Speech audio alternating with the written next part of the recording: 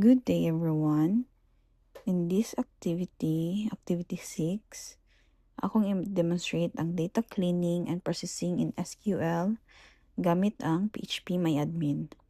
Ang goal na ko ani is to perform the same cleaning and summarization task na imo na nato sa Excel. Pero karon gamito nato ang SQL queries. Kining ang nga activity nakita nato kung unsaon paglimpyo, pag-organize o pag-analyze sa data inside sa database. So, first step, mag-standardizing text ta using upper and lower. Una, gi-open ako ang PHP-MyAdmin ug akong gipili ang database nga naay sales data table. Human ang nag-click na ko ang SQL tab o gisulod na ko ang query. Copy, task paste, then click go para ma-execute ang query. Gigamit na ko ang upper function because region names can be entered in different formats such as West na all small letters and West nga first capital letter o kaning kuan all capitalized letter. Ang purpose ani kay para mahimong same ang format tanan region names o para malikyan bitaw nato ang inconsistency sa database. Ang result, makita nato ang tanan region names nga na-convert sa uppercase letters. Maka-improve min siya data consistency o para mas accurate ang reporting. Kaya ang kaning SQL will treat all region names as one standard format. So, dinhi na tas step 2, which is handling missing data. Same process gihapon. Copy ni, then SQL, then paste, tapos go. Gigamit na ko ang call list, open and close parenthesis function because some customer names may be missing or contain null values. Ang purpose ani kay para mapulihan ng walay sulod nga customer names bitaw og default value nga guest. As you can see, ang SQL og null sa customer underscore name column automatic na dayon na niya pulihan. This helps make the dataset more complete and prevents blank values in reports.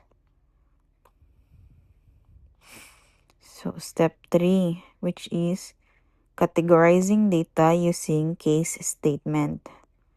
Same process gihapon. Iran gihapon ni nga query.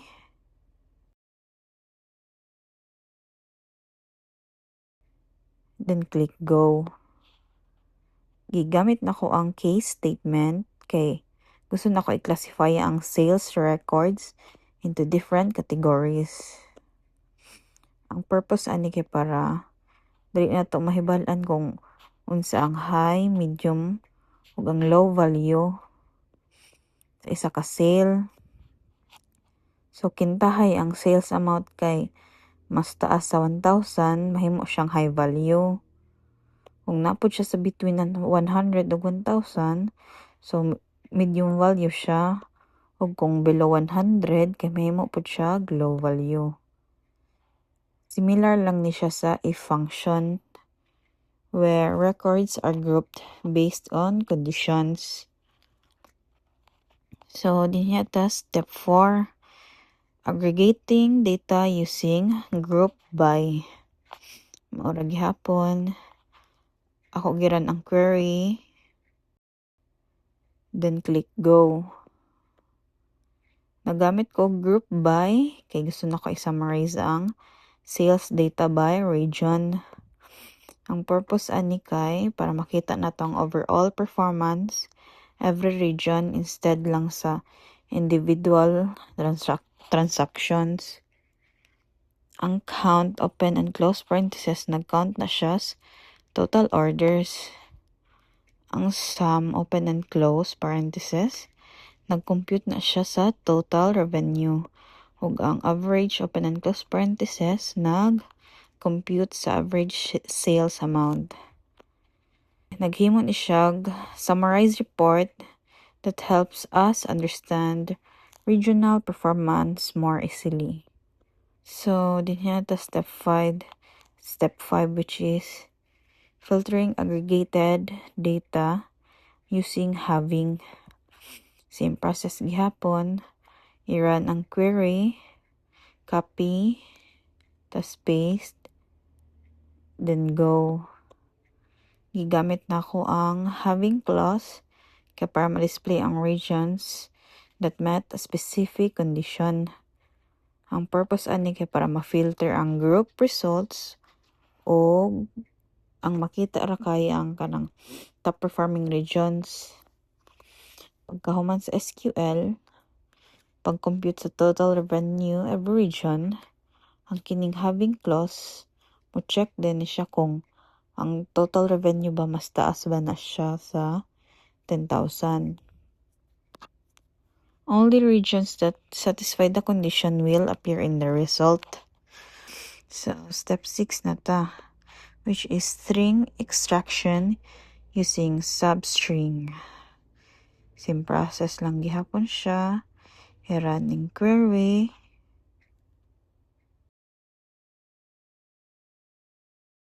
Then, go. Ako gigamit ang substring open and close parentheses. Kaya ang need naman nako kay ang specific part sa order ID. Ang purpose ani kay para makuha ang mga numeric portion bitaw sa text string. Kaning, for example, kung ang order ID kay ord 1001, magsugod ang SQL sa ika-5 na character og kuhaon ang next nga 4 ka characters. So, the result becomes 1001. Similar lang ni siya sa text to columns in Excel, where we separate specific parts of text data. Lastly, kay ang step 7, which is combining tables using inner join. So, mag-create sa tag product table named products.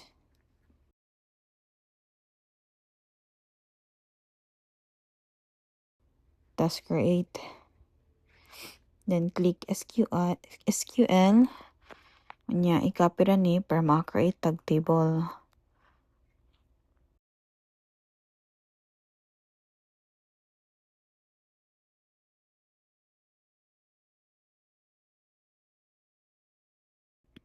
So, naka-create na ta. Then, ato ta sales data. Anya, i-copy ning formula.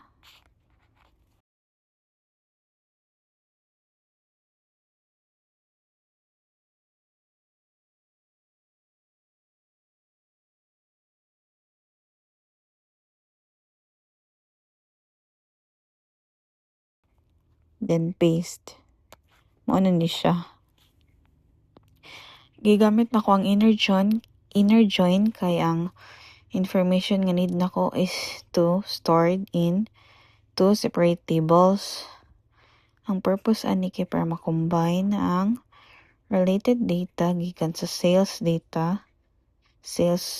underscore data o product table. Ang sales data table na ay product ID, while ang products table na ay product name. So, through the inner join, na-link ang duha ka tables gamit ang product ID field. So, as a result, makita na to ang actual product name instead lang sa product ID. Similar lang po ni siya sa VLOOKUP.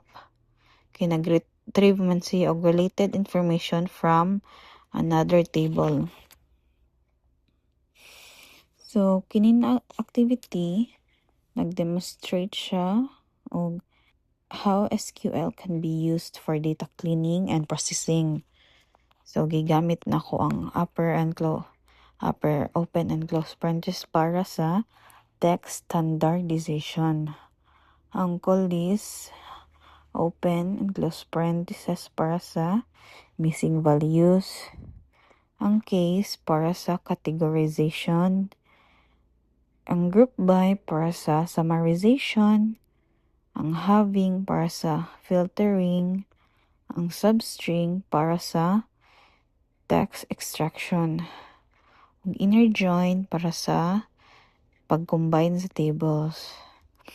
Kining mga SQL functions kay importante ni kay mag-transform sila raw data into meaningful information nga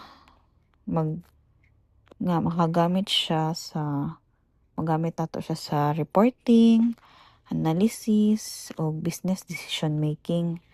Kining activity na learn ako nga unsaon ng SQL kini nga activity I learned how SQL can efficiently clean and process data inside sa database. Thank you po for listening.